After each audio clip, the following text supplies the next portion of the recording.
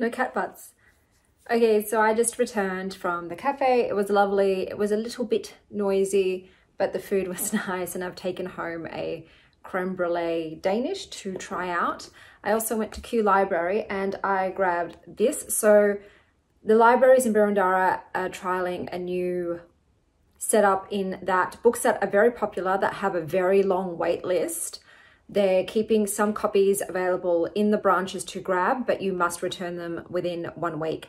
And I was on the wait list for this. I think I'm still 17th in the line. So when I saw that they had that on the most wanted, I'm like, sweet. So this is Vaster Wilds by Lauren Groff, and I've heard wonderful things about it all over booktube. So I'm excited that I could grab this early and see what it's about.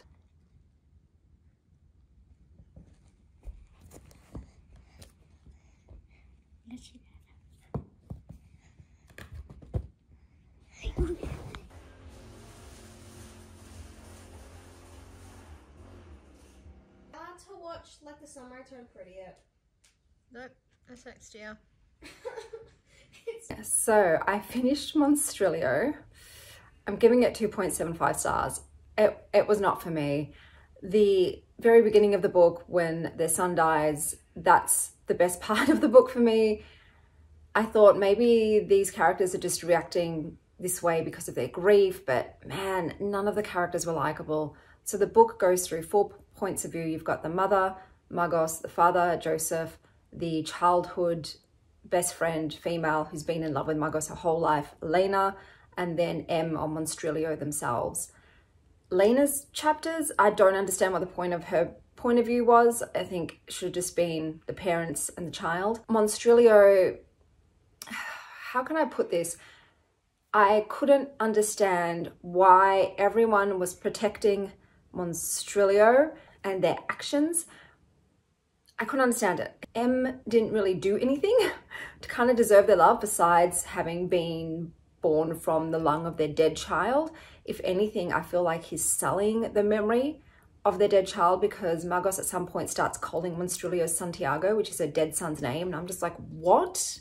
No, like that's just how insulting to that poor child. I'm like, don't do that. It gets very horrific and gory and unsettling. The part that I disliked the most was that this book was just filled with a lot of sexual kinks and perversions. And it's not like these kinks were done in a good way. It was done in a very grotesque and disturbing way. So all of the characters have their sexual kinks, I guess, and like having it set amongst like this backdrop of this dead son's lung cannibal monster doing their thing. It was just very, I don't know. I guess that's why it's a horror book. You're probably like, it's a horror book.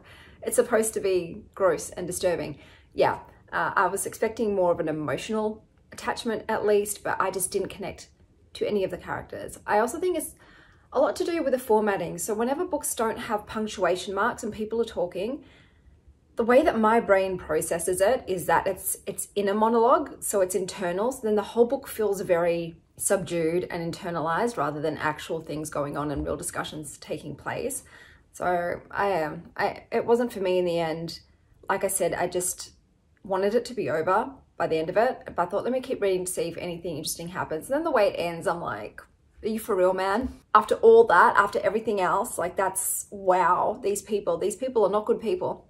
That's how I came away with it. I'm like, that family is messed up and they're not good people. And like, who's the real monster at the end of the day? The one committing the acts, but it's in their base nature, or the people covering up from them?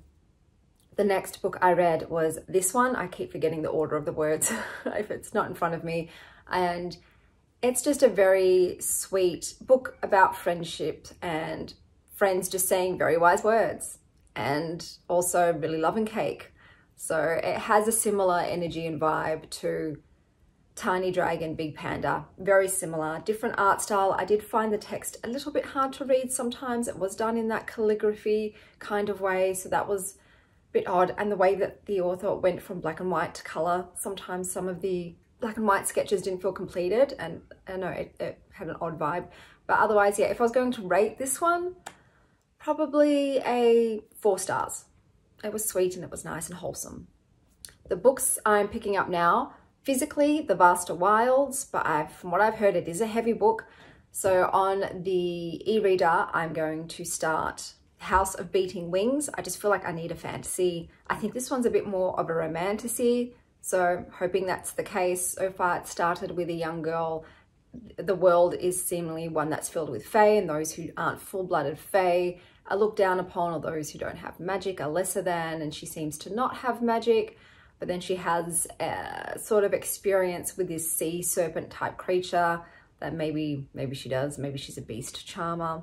So we'll have to see how that progresses, but so far so good. It's obviously skipping 10 years in the future, so she's 22, which thank goodness is an adult one. But those are the next two books coming up, and I'm about to head out to a cafe and to Hawthorne Library, and then I'm going to come home and lie in the sun like a lizard, because we've got days and days and days of rain coming up. So this is like the last gloriously sunny day, and I live for sunshine. It makes me so bloody happy. But I'll see you guys later.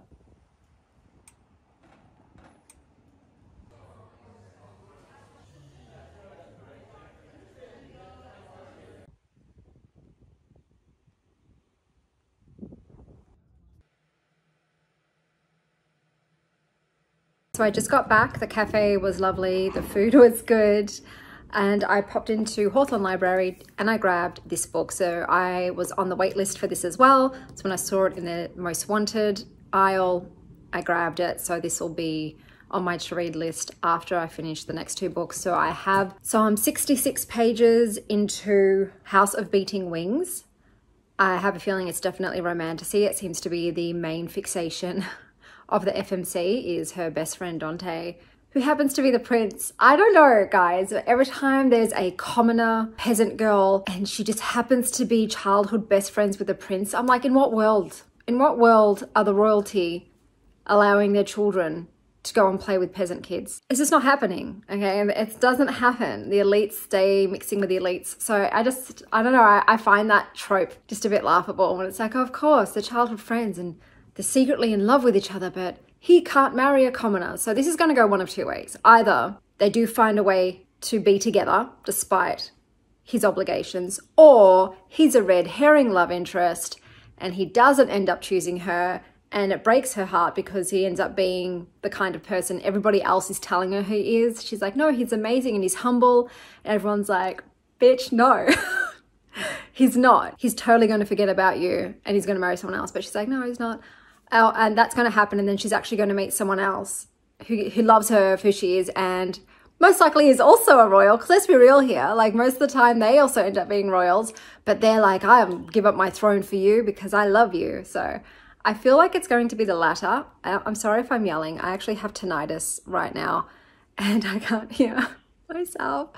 But I think, yeah, I don't think this Dante guy is going to be the main love interest. I think it might be a love triangle situation. I just don't feel like it's him and only him. I feel like there'll be another player coming along and who will win her heart. And I'm thinking that eventually she's going to have some sort of magic powers that have just been dormant this whole time.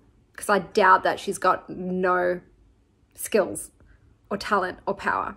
Like in most of these cases, they do. They end up being the most powerful. So far she doesn't. She's still friends with the snake serpent. I don't know, maybe he's going to turn into a guy. Is that, or he's just going to stay a snake? Honestly, in the back of my head, I'm like, is he going to be like a were snake and turn into a snake man? I have a Voldemort-like situation. I don't know. I'm in a bit of a silly mood. Have a chat with you once I've finished something.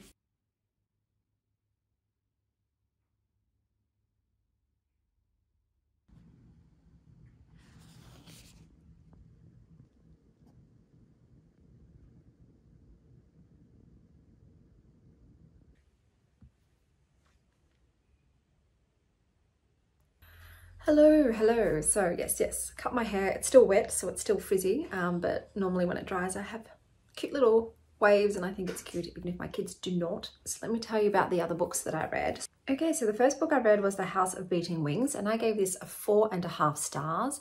So this is sort of like a Venice but with fae, and in this world those who have rounded ears or have obviously mixed human blood are less desirable, especially because most of the time they tend to not have any magic. In this book, the FMC though, who has rounded ears and seemingly does not have water magic like her family, does seem to have an affinity with animals and beasts that the other Fae think are deadly. She's got this serpent sweetie friend who, instead of eating her when she fell in the canal, saved her life. And then she also ends up befriending a talking crow, but I can't talk much about that one. This book, though, does have multiple love interests. There are many men vying for her affection and attention. She starts off the book as a virgin, does not end the book as one. So there is spice, but it wasn't spice that was nice for me because it wasn't with people that I enjoyed.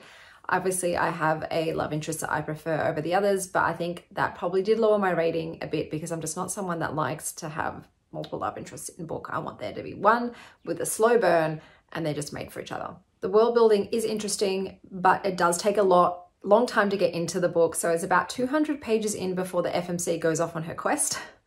So you do have to put in the time to get the payoff for this one. But it's interesting, there's political intrigue, there's wars between different kingdoms. The history is written by the victor. So is it really accurate representation of what truly happened? Who are the good guys? Who are the bad guys? Where does she lie within this? Does she actually have powers? It all remains to be seen. I am interested, I am invested, so I will be continuing on in the next one. The FMC currently is a bit impulsive, is a bit naive, but I'm hoping that there'll be character growth as the series continues. The next book I read was The Vast Wilds, and I gave this 2.75 stars. I did not like it. So this is a very bleak and depressing book. You've got a young girl who's growing up, I think in the 1600s, in a town where they are starving, there is a famine, and she decides her best chance of living to see another day is getting to French Canada and avoiding the Native American tribes along the way. I have read amazing survivalist books like The Road or I Who Have Never Known Men. Where I felt this book failed was just, it was very repetitive and it did not possess the emotional depth or attachment to character that I need to be able to appreciate the absolute brutality of surviving, whether it's the harsh environment or the situation. Because this book didn't give me that, it was just mind-numbingly dreary and desolate and depressing. It is. And then the ending that the author chose, it was like, wow, could you throw me a freaking bone here? All of this to end up there without any attachment along the way. It was just, no thank you. Like I said, I've read amazing books that do show the absolute resilience and endurance it takes for a human being to survive against the odds, perhaps maybe not even survive, because some of these other survivalist books don't have happy endings, but it was still worth it. I felt the characters' drive to survive. I felt their willingness to persist despite everything that they were enduring. In this one, I did not. There was a cold disconnect there, and therefore it was, like I said, just not a fun book to read, and I didn't enjoy it. The next book I read was The Opposite of Success, and I think I gave this 3.5 stars. So this is a slice of life in the lives of two middle-aged Australian friends. I do love that it was set in Melbourne. Any books set in my hometown are more enjoyable for me because I can picture and locate place and time. It did feel like I was just getting to know the lives of my Aussie neighbours. That's what it felt like to me. It does touch on topics such as marriage, friendship, work, motherhood, life, just the general things of being a human in this world. And I think also finding your joie de vivre. So what is your joy for life? And does it matter if it doesn't line up with society's opinion of what is an acceptable dream to have? There was also a lot about sexuality and infidelity in this. So it was very dramatic. It did feel like I was watching Neighbours, like an over-the-top suburban dramedy, comedy drama. It was funny at times. It was entertaining. So that's why I've given it 3.5 stars. I'm currently listening to Powerless, which is a romantasy. In this world, those who do not have magic and power are killed. And the FMC is one of these powerless folks, and she's masquerading as a psychic while living as a thief. You then have the MMC, who is the crown prince and also the executioner. So it's his job to squirrel out all of those who don't have powers and murder them, regardless of whether they're children or grown adults. I'm guessing there's going to be the enemies to lovers vibe going on here. And I believe the blurb said that the FMC ends up being forced to participate in some kind of tournament. How will she survive when she has no magic? So far it's fine. It's a bit slow to get into. I find a lot of fantasy books though are slow to get into. You do have to persevere a little bit. I give them always a minimum of 100 unless I absolutely hate, loathe, detest something about it. But otherwise, if it's just feeling like it's slow or boring, I will give it 100 pages to see once we've got some world building and magic system explanations and information dumping happening, if I actually end up getting into it or not. So we're still in this early stage where I'm not sure if I'm going to be into it or not. It's okay so far. There's nothing bad, but there's nothing great about it, but we shall see how it progresses. I've also started reading a manual for how to love us, and excuse me, but this cover, the audacity to be that gorgeous, it's just stunning. I think it's just one of the most beautiful covers I've ever seen. And I think this is a short story collection revolving around women. I've just started it. I don't really have a feel yet of what it's like, but once I've read a bit more, I'll let you know how it goes. So today I'm heading out to a cafe with my kids. We're going to go get my car washed because yesterday on the way to Nova's surgery, she did do a bit of a little wee in the car, so I need to get that dealt with.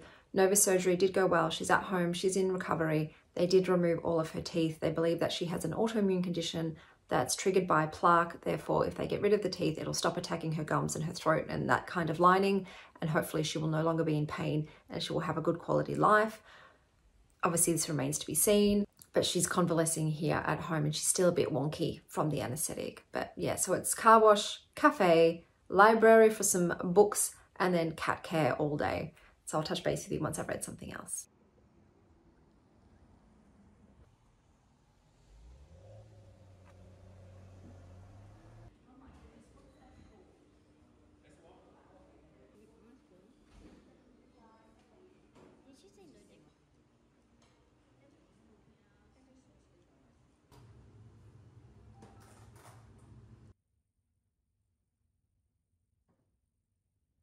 There's Nova in the background.